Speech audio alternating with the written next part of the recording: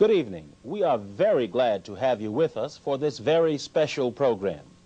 This program is special because with this evening's guest, we reach a plateau in our quest to find out who we have been and who we are.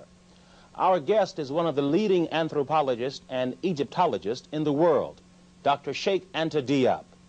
Dr. Diop was born in Senegal, and at age 23, he went to Paris, France to continue advanced studies in physics.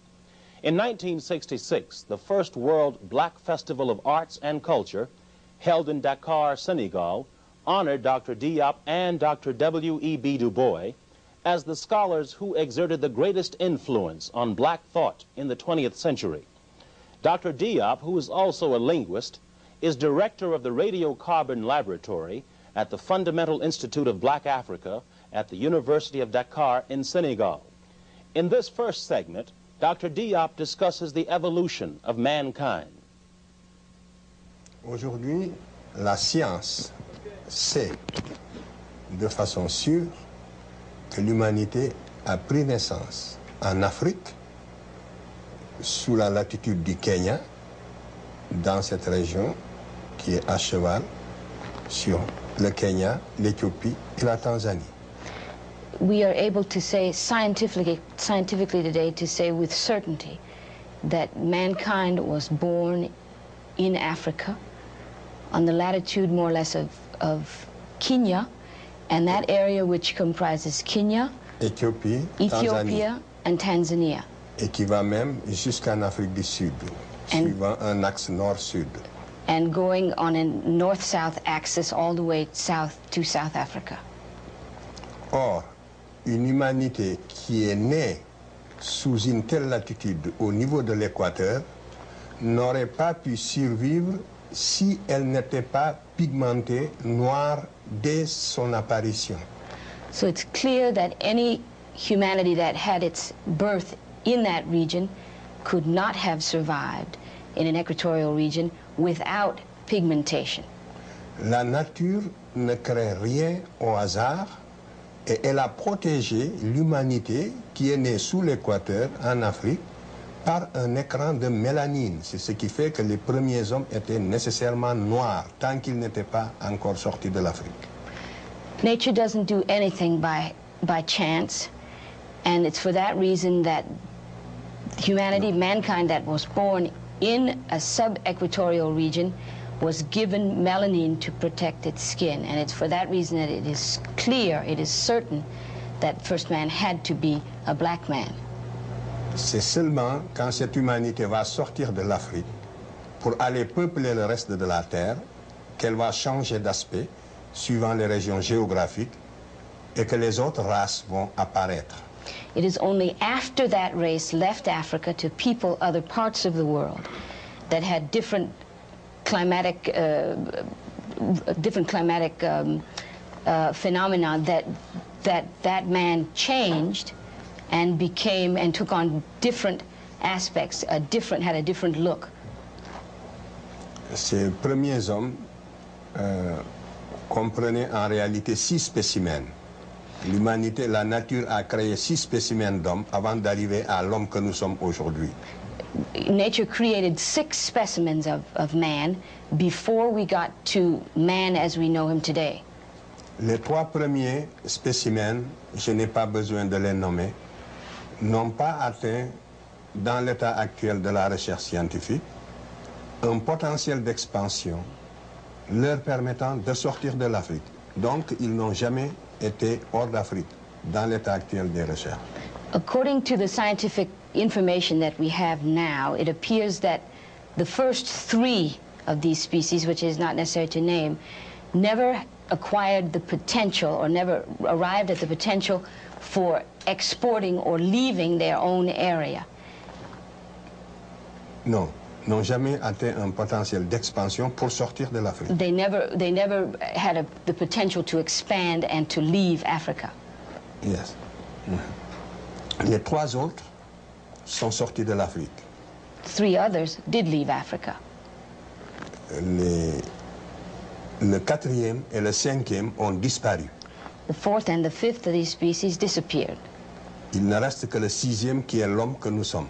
And what remains is man as we know him, that sixth species.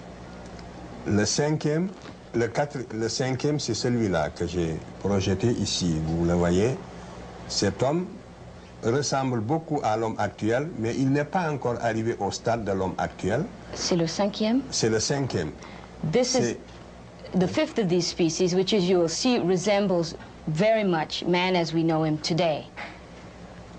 Mais il n'était pas encore très différencié. He was not yet but man as we know him today was not differentiated a great deal from this man. Si vous le regardez, vous verrez que la différence qui le sépare de l'homme que nous sommes, c'est qu'il n'a pas de front. Vous voyez, les yeux sont presque à la place du front. You will see that the difference, the major difference here, is that the fifth species did not have a forehead. You'll see that the eyes are situated very close to the top of the head. C'est très important ce détail, il faut le remarquer, il n'a pas de front. Donc il n'a pas, son cerveau antérieur est très différent du cerveau antérieur de l'homme actuel. Si vous le regardez, c'est comme s'il avait les yeux ici. It's very important, this is a very important detail. It means that the brain inside was very different from the brain inside of man as we know him today. Et quand on étudie son cerveau, quand on étudie l'anatomie de son cerveau, on voit qu'il n'a pas cette partie-là, ce cerveau antérieur. And studying his brain, ce qu'on appelle le lobe antérieur du cerveau, il ne l'a pas. He does not have the anterior lobe of the brain. In studying, in anatomical studies, it has been determined that he did not have this anterior lobe. C'est la grande différence entre lui et l'homo sapiens sapiens que nous sommes. That is the major difference, the fundamental difference between Homo sapiens sapien, which is what we are. Et ce spécimen n'a jamais pu sublimer la nature pour créer l'œuvre d'art. This species was never able to overcome nature to an extent that he was able to create works of art. Ensuite, je passe au suivant.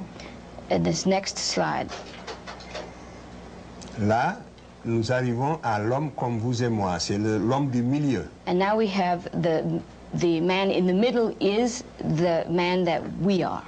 C'est le crâne du milieu. C'était un noir. C'est l'homme que nous appelons dans la littérature, si vous voulez, préhistorique, l'homme de Grimaldi. This was a black man. The skull is that of a black man, which we call in prehistoric history the Grimaldi man.